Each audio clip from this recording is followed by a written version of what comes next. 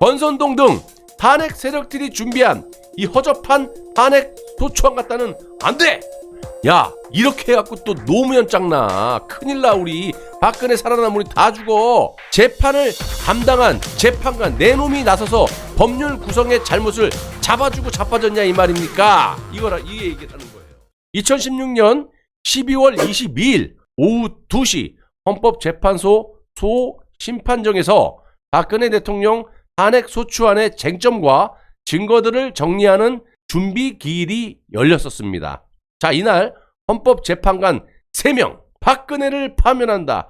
역적 이정미, 그리고 이진성, 그리고 박근혜 대통령 부친이신 박정희 대통령과 아주 연이 좋지 않은 강일원 주심 재판관, 이렇게 이 3명의 재판관과 국회 소추위원 2명, 당시 법사위원장이었던 권선동과 황정승이라는 변호사, 그리고 박근혜 대통령을 변호하기 위해서 나온 대리인 이중환 변호사가 참석을 했었습니다. 자, 이를 변론 준비 절차 기일이라고 하는데요.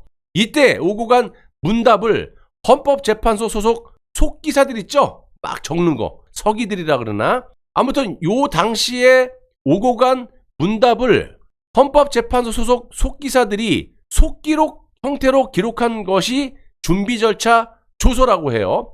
이 조서는 대통령 탄핵이라는 역사적 사건이 어떤 식으로 심리가 진행되었는지 최초로 기록한 사초라고 할 수가 있겠습니다. 탄핵 심판과 관련된 헌법재판소 변론 장면은 여러분 보신 분들도 많을 겁니다. 헌법재판소 홈페이지에 변론 동영상을 통해서 국민에게 공개가 되었지만요.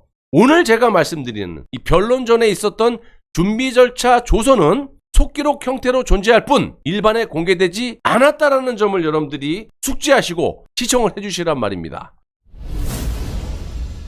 자, 그런데 여기서 절대 있어서 안 될 문제점이 발견이 되는데 헌법재판소가 박근혜 대통령 관련 탄핵 소추와 직결된 쟁점들을 정리한다는 명목으로 국회에서 이미 통과가 된 탄핵 소추 사유를 5개의 유형으로 재분류해서 국회 소추위원들로 하여금 탄핵 소추 사유를 다시 작성하도록 충고한 흔적이 발견됐다는 겁니다. 쉽게 말씀드리면 이 말이 뭐냐? 야, 이거 갖다 탄핵이 되겠냐? 내가 가르쳐줄게. 탄핵 소추안 공소장으로 비교해본다면 검사가 판사에게 이런 범죄가 있으니 반드시 처벌을 해주십시오. 이렇게 공소장을 작성해서 판사에게 제출을 하면 판사는 검찰의 그 공소 내용을 보고 유무죄를 판단하는 거예요. 이건 상식적인 거죠. 그런데 그런 공소 내용을 수정해오라고 한다면 재판관들은 박근혜 대통령을 탄핵시키기 위한 공범이라고 봐야 되는 겁니까? 아니면 제대로 된 재판관이라고 봐야 되는 겁니까? 국회가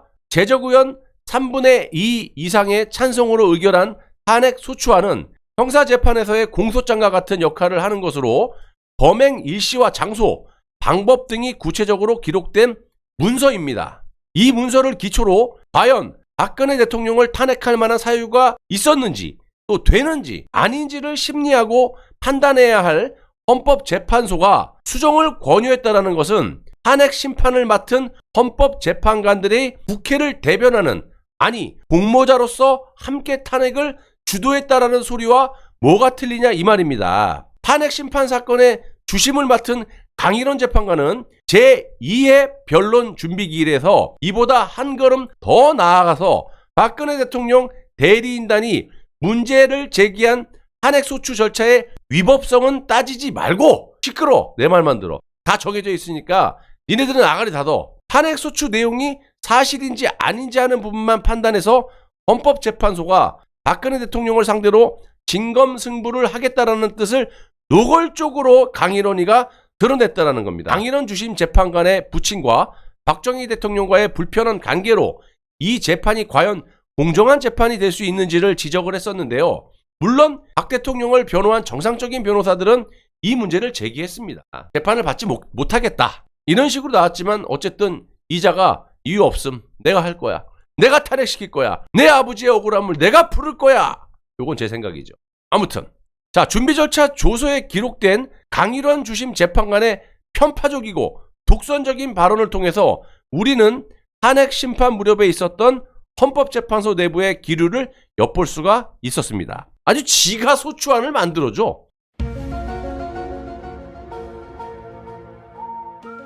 우리 재판부에서 보기로는 여러 가지 탄핵 소추 사유를 5개 종류로 유형화할 수 있지 않은가 해서 제가 제안을 드릴 텐데 검토해 주시면 좋겠습니다. 이딴 식으로 얘기를 해요. 강인원 주심 재판관의 제안을 당시 법사위원장이었던 탄핵 주범 중에 주범 권선동은 정리된 그대로 하겠습니다. 아이고, 그게 맞네요. 저희가 실수한 것 같습니다. 그게 빛의 속도로 박근혜를 탄핵시킬 수 있을 것 같아요. 아유, 박수. 그렇게 하겠습니다, 재판관님. 요렇게 손발을 맞추었고요. 강인원 주심 재판관의 이런 충고와 결정에 따라서 국회 소추위원 측은 2017년 2월 1일 종전에 40여 페이지의 탄핵 소추 의견서에 거의 2배가 되는 70여 페이지의 새로운 탄핵 소추장을 준비 서면이라는 이름으로 헌법재판소에 제출을 했습니다.